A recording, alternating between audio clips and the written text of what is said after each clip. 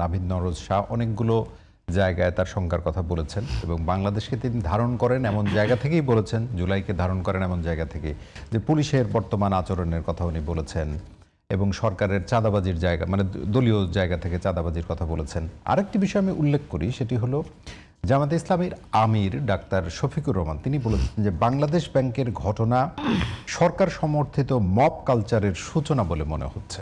এটিকে নিয়েও যদি আপনি বলেন। দেখেন, বাংলাদেশ ব্যাংকে যে নতুন গভর্নর দায়িত্ব পেয়েছে তাকে নিয়ে বিশেষ করে জামাত ইসলাম সহ 11 দলীয় জোটের নেতারা সমালোচনা করছে।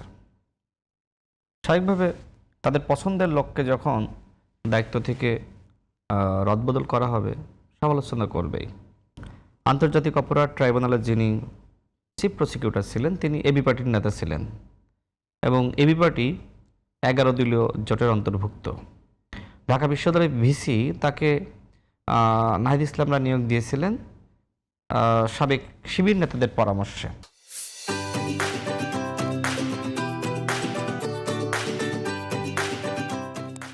আপনি বিভিন্ন বিশ্ববিদ্যালয়ের ভিসি হিসেবে যাদেরকে দায়িত্ব দেওয়া হয়েছিল অন্তর্বর্তীকালীন সরকারের সময় কিভাবে কোন প্রক্রিয়ায় অন্যদেরকে সরিয়ে তাদেরকে বসানো হয়েছিল, অন্তর্বর্তীকালীন সরকার আসার পরেও এই রদবদল করা লেগেছে।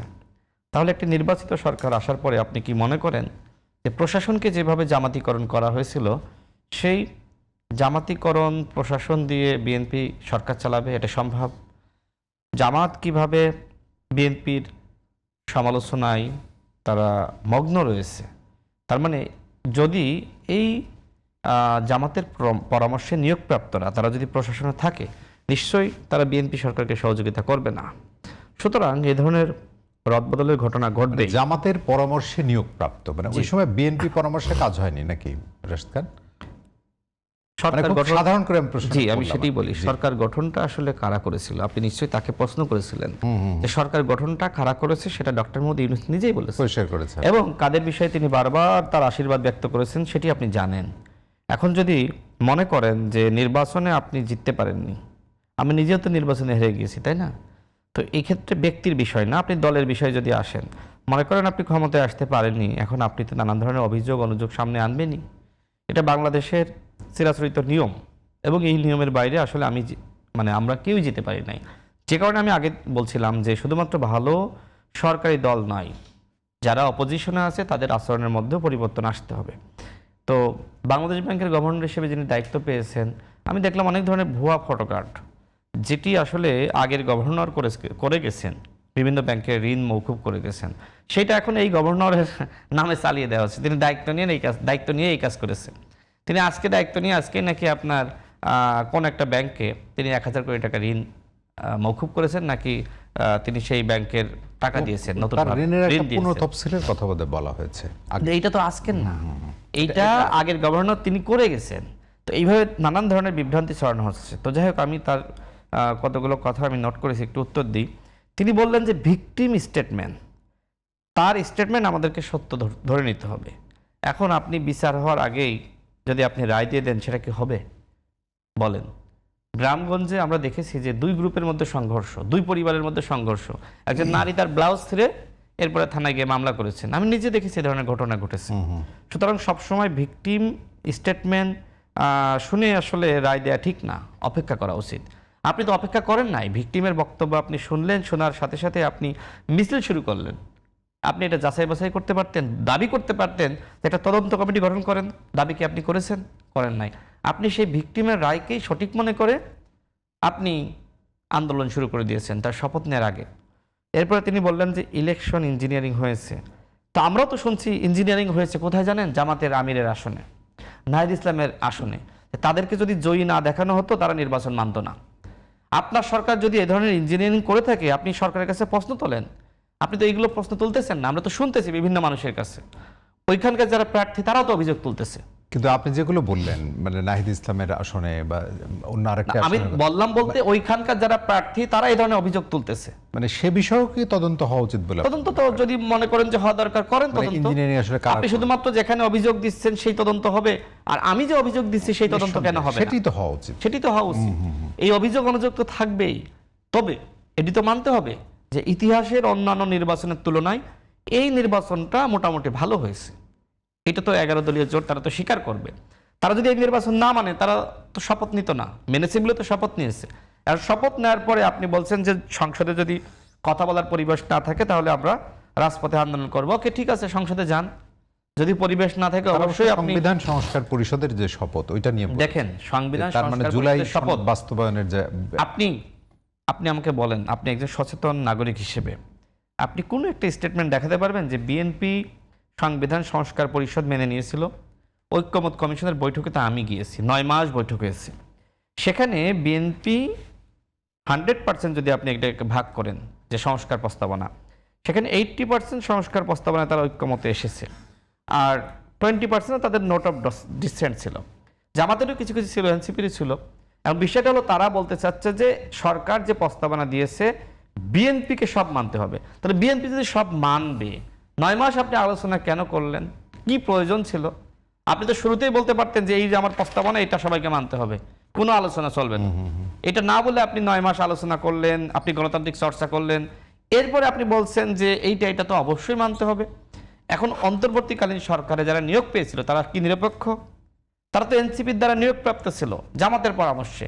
তো বিএনপি কি তাদের সব কথা মানবে? বিএনপি একটি রাজনৈতিক দল, তার আদর্শ আছে, তার কর্মসূচি আছে। এটা তো জামাত যা বলবে সেটা তো মানবে না। এটা তো সরকার যা বলবে, অন্তর্বর্তীকালীন সরকারের উপদেষ্টারা যারা এনসিপির নাহিদ ইসলামদের দ্বারা নিয়োগপ্রাপ্ত, সব কি মানবে? বিএনপির তো আলাদা পলিটিক্স আছে। এখন আমার প্রশ্ন হলো, আপনি কখনো শুনেছেন? আমার শুধুমাত্র একটা মানে ধরেন খুব এটি আসলে কেমন প্রশ্ন, স্থূল প্রশ্নও হতে পারে। সেটি হলো যে এই যে পরিষ্কার করে আপনি বলছেন কথাগুলো, মানে আপনিও 9 মাস কিন্তু বৈঠকে ছিলেন, মানে এই শক্তিশালী অবস্থানটা কি আপনাদের ছিল না কৌশলগত কারণে? অবশ্যই ছিল, একটা কৌশলগত কারণ না ছিল। কৌশলগত না। আমি বলি, বিএনপি বলেন বা বিএনপির সাথে আমরা যারা যুগপৎ আন্দোলনে ছিলাম, আমরা সবসময় স্পষ্ট কথা বলেছি। না, আমরা ঐকমত্য কমিশনেও এই কথাগুলো আপনার হ্যাঁ বলা হয়েছে। এখন সেক্ষেত্রে সাংবিধানিক সংস্কার পরিষদ, এই পরিষদটা আসলে গ্রহণ অধিকাংশ দলই করেনি। এখন এটা গ্রহণ করেছে এনসিপি, জামাত ইসলাম সহ ইসলামী আন্দোলন বাংলাদেশ সহ কয়েকটা দল। এখন বিএনপি আসলে এটা কেন গ্রহণ করলো না সেটা তো আপনাকে আগে বিশ্লেষণে আসতে হবে। দেখেন, আইনজীবী স্বাধীন মালিক তিনি কি বলছেন? তিনি বলছেন যে গণভোটটা সাধারণত নির্বাচনের পরে হয়। তার মানে কি? তার মানে যারা নির্বাচিত সংসদ সদস্য হবে জাতীয় সংসদে গিয়ে তারা এই বিষয়গুলো আলোচনা করবে। আর সংবিধানে অন্তর্ভুক্ত নেই, আর ঐক্যমত কমিশনে সেখানে ছিল শুধুমাত্র কি রাজনৈতিক প্রতিনিধি, জনগণের প্রতিনিধি বলতে নির্বাচিত প্রতিনিধি ছিল না। একটি গণ অভ্যুত্থান হয়েছে, ঠিক আছে, কিন্তু গণ অভ্যুত্থানের পরে যাদেরকে আপনি দায়িত্ব দিয়েছেন সেটা কিভাবে? নিয়োগ দিয়েছেন বিভিন্ন ব্যক্তিকে। আপনার যাকে ভাল লেগেছে নিয়োগ দিয়েছেন, যাকে ভাল লাগে না যোগ্য হলেও নিয়োগ দেননি, তাই না? তারপরেও নির্বাচিত সরকার তো বিভিন্ন জায়গায় যাদেরকে বসাচ্ছে তারা তো অবশ্যই যোগ্য। এখন আপনার কাছে, জামাতের কাছে, এনসিপির কাছে যারা যোগ্য তারা তো বিএনপির কাছে অযোগ্য হইতে পারে, বা বিএনপির কাছে যারা যোগ্য এনসিপি এবং জামাত ইসলাম কেন তাদেরকে আপনার যোগ্য মনে করবে বলেন? কারণ দুইটা দল বা জোট তো আলাদা, তো সেক্ষেত্রেই ভিন্নতা থাকবে। তো যাই হোক, এখন আরও তিনি বলেছেন যে 30 থেকে 50টি আসনে ইঞ্জিনিয়ারিং হয়েছে। ঠিক আছে, যদি তাদের কাছে তথ্যপত্র থাকে তারা এটি নিয়ে সামনের দিকে অগ্রসর হতে পারে। কিন্তু আমার কথা হলো যে আপনারা সেই তথ্যপত্র সামনে আনার আগেই আপনি কিভাবে বললেন 30 থেকে 50টি? মানে কি? হয় 30টি হবে বা 50টি হবে। কেন এটা 30 থেকে 50টি? তার মানে আপনার কাছে সঠিক পরিসংখ্যান নাই, সঠিক তথ্য নাই। আপনি তথ্য উদ্ঘাটন করার আগেই আপনি এক ধরনের কি মানে বিতর্ক সৃষ্টি করতেছেন। 30 থেকে 50টি, মাঝখানে কয়টি? 20টি। তার মানে অ্যাজাম্পশন।